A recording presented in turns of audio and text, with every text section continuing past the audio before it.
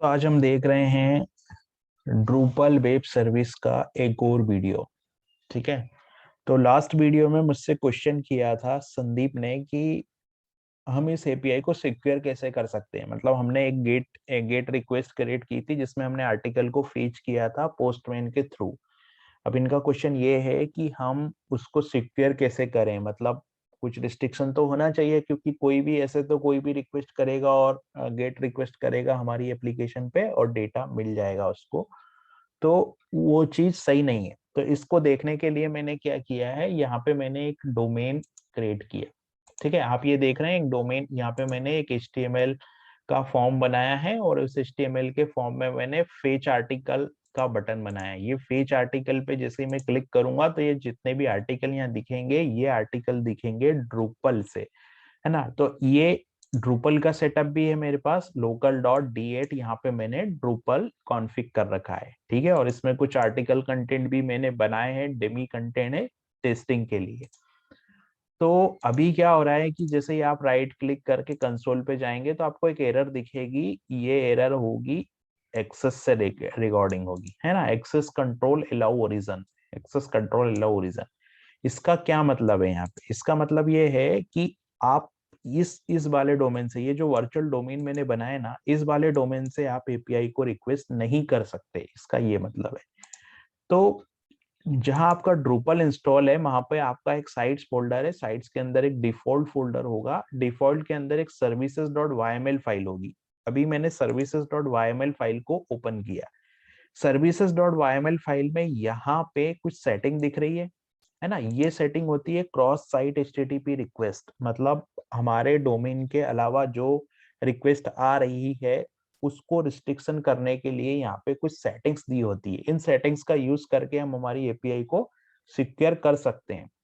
तो अभी बाकी सेटिंग हम लोग देखेंगे, लेकिन अभी हाल फिलहाल में हम लोग एक ये देख रहे हैं जो ओरिजिन की सेटिंग है। तो इसमें मैंने क्या किया है कि ये यूआरएल गलत लिख दिया है मैंने। ऐसे ही गलत टेस्टिंग के लिए मैंने यूआरएल गलत लिख दिया है यहाँ पे। तो मैं क्या करता हूँ, यहाँ पर अभी मैंने गलत यूआरएल दिया है। तो अभी यहाँ पे देखिए हमारी रिक्वेस्ट को ये कंटेंट एक्सेस नहीं करने दे रहा है। यहाँ पे एरर आ गई है, एक्सेस के रिगार्डिंग एरर आ गई है यहाँ पे। ठीक है। अब मैं क्या करता हूँ, यहाँ पे इसको सही कर देता हूँ। मतलब यहाँ पे मैं इसका जो डोमेन है वो कॉन्फ़िग कर देता हूँ। तो मैंने ये डोमेन लिस्ट में जाके अ, अभी यहाँ पे ये फाइल रीड ओनली मोड में दिखा रहा है। तो मैं राइट क्लिक करके और इस फाइल की परमिशन को रीड ओनली से हटा देता हूँ। देन फाइल की सेटिंग अपडेट करके मैं सेव कर देता हूँ। ठीक है, ये फाइल मेरी सेव हो गई है और ये डोमेन जो है मैंने जो वर्चुअल डोमेन बनाया है ये यहाँ कॉन्फ़िग हो गया। ये हो गई। अब अगर आपको दूसरा डोमेन कॉन्फ़िग करना है तो आप कॉमा लगा के और डोमेन यहाँ पे कॉन्फ़िग कर सकते हैं। इसका मतलब ये है कि जो भी एपीआई हम बनाएंगे वो इसी डोमेन को एक्सेस कर पाएगी। यही डोमेन उस एपीआई को एक्सेस कर पाएगा, कोई और डोमेन उसको एक्सेस नहीं कर पाएगा। ठीक है, इतना सेटिंग हमारा हो गया। अब हम लोग क्या करते हैं, अब हम लोग एक बार परफॉर्मेंस में जाते हैं और क्लियर ऑल कैशेस कर देते हैं, ताकि हमारी जो परमिशन हमने जो अपडेट की है ना वो प्रॉपर तरीके से अपडेट हो जाए। तो ये करने के बाद फिर हम लोग क्या करेंगे कि यहाँ पे एपीआई को रिक्वेस्ट करके देखेंगे। ये मैंने क्लियर कर दिया। ठीक है, क्लियर कर दिया। अब यहाँ पे मुझे क्या करना होगा, हम लोग अब एपीआई को रिक्वेस्ट करते हैं। अभी हम लोगों ने एपीआई को रिक्वेस्ट किया और अब मैं यहाँ पे फेच आर्टिकल पे क्लिक करता हूँ। अभी मैंने फेच आर्टिकल पे क्लिक किया तो देखिए ये आर्टिकल आ गए।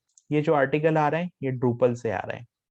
ठीक है, इस पे क्लिक में कर रहा हूं तो ये जो आर्टिकल है वो ड्रूपल के सारे आर्टिकल यहाँ पे दिखाई दे रहे हैं।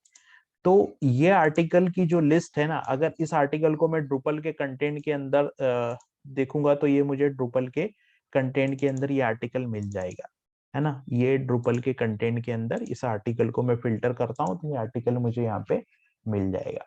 तो इस तरीके से हम लोग डोमेन वैलिडेशन कर सकते हैं, है ना। ये इस आर्टिकल का मैं टाइटल चेंज करता हूँ, है ना। फॉर एग्जांपल इस आर्टिकल का टाइटल मैंने टेस्टिंग लिख दिया, क्योंकि हम लोग एपीआई को टेस्ट कर रहे हैं। मैंने फिर से यहाँ पे सेव पे क्लिक किया।